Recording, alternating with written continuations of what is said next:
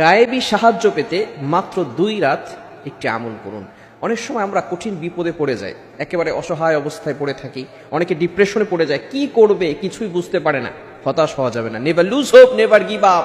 মুমিন কখনো হতাশ হয় না, মুমিন কখনো আশা হারায় না। নিরাশ হয় কাফেররা, মুমিন কখনো হতাশ হয়ে যায় না। মুমিন সব সময় আল্লাহর উপরে ভরসা রাখে। বিপদে পড়লে আল্লাহ তাআলা আমাদেরকে ফর্মুলা দিয়েছেন, টিপস দিয়েছেন। বিপদে পড়লে আমরা কি করব।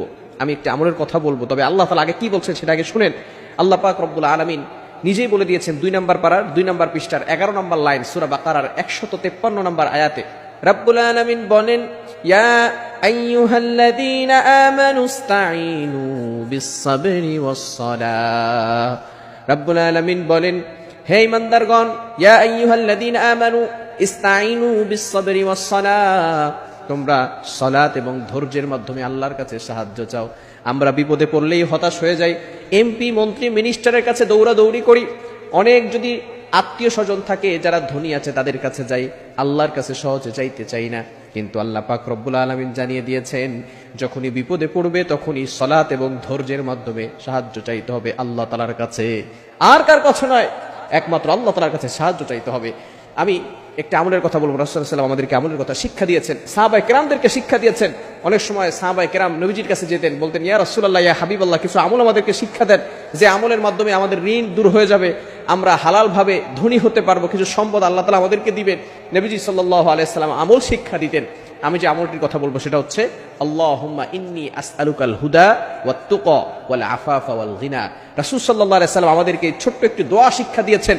যদি এভাবে আপনি দোয়া করতে পারেন, আল্লাহ পাক রব্বুল আলামিন আপনাকে সকল বিপদ আপদ থেকে গায়েবী ভাবে সাহায্য করবেন। বিশেষ করে 2 রাত বলতে আপনি তাহাজ্জুদের সময় সালাতে দাঁড়াবেন, নামাজ পড়বেন। বিশেষ করে জুমার রাতে, যেই রাত হওয়ার পরের দিন জুমা হয়, এটাকে বলা হয় জুমার রাত, অর্থাৎ বৃহস্পতিবার রাতের বেলা, পরের দিন শুক্রবার, এই শুক্রবারের আগের রাতটাকেই বলা হয় জুমার রাত। এই রাতে আপনি 2 রাকাত নামাজ পড়বেন, কারণ এই রাতে খুবই গুরুত্বপূর্ণ একটি রাত, জুমার রাত। এই রাতে আল্লাহ তাআলা অসংখ্য অগণিত মানুষের গুনাহ খাতাগুলো ক্ষমা করে দিয়ে থাকেন। আর তাহাজ্জুদের সময় আল্লাহ তাআলা প্রথম আসমানে আসেন। Can you imagine that? আপনি কল্পনা করতে পারছেন? আল্লাহ তাআলা প্রথম আসমানে এসে বান্দাদেরকে ডাকতে থাকেন আর বলতে থাকেন, বান্দা কার কি লাগবে আমি আল্লাহর কাছে চাও, আমি আল্লাহ তাআলা তোমাদেরকে সব ব্যবস্থা করে দিব। আল্লাহ তাআলা নিজে বলতে থাকেন। এই সময়টা আপনি তাহাজ্জুদের সালাতে দাঁড়িয়ে যাবেন, 2 রাকাত নামাজ পড়বেন, অথবা 4 রাকাত নামাজ পড়তে পারেন, কোনো সমস্যা নাই। 4 রাকাত নামাজ পড়ে এরপরে আপনি লা হাওলা ওয়ালা কুওয়াতা ইল্লা বিল্লাহিল আলিয়্যিল আযীম পড়বেন।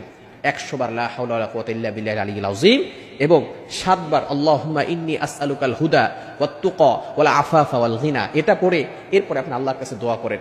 আল্লাহর কাছে বলেন, আল্লাহ, আমার অভাবে পড়ে আছি, আমার সম্পদ নাই, বিপদে পড়ে গেছি, আয় আল্লাহ বিপদ থেকে উদ্ধার করো, সম্পদের ব্যবস্থা করো, আয় আল্লাহ সঠিক পথে, হেদায়েতের পথে আমাকে পরিচালনা করো। এভাবে যদি আপনি দোয়া করতে পারেন, মাত্র 2 জুমার রাতে আপনি যদি আমলটা করতে পারেন, আল্লাহ তাআলার তরফ থেকে আপনার প্রতি সাহায্য আসবে। গায়েবী ভাবে আল্লাহ তাআলা আপনাকে সাহায্যের ব্যবস্থা করবেন। মনে রাখবেন, দুনিয়ার মানুষ দিলে শেষ হয়ে যায়, কিন্তু আল্লাহ তাআলা দিলে কখনো শেষ হয় না। আল্লাহ তাআলা দিলে আল্লাহ তাআলার ভান্ডারে কম নেই। আল্লাহ তাআলা যাকে দেন তাকে এমন ভাবে দেন, সেই বান্দা এমন ভাবে সম্পদের মালিক হবে যে দুনিয়ার কেউ তাকে ক্ষতিগ্রস্ত করতে পারবে না। আল্লাহ তাআলা আমাদের সকলকে এই আমলটি করার তৌফিক দান করেন।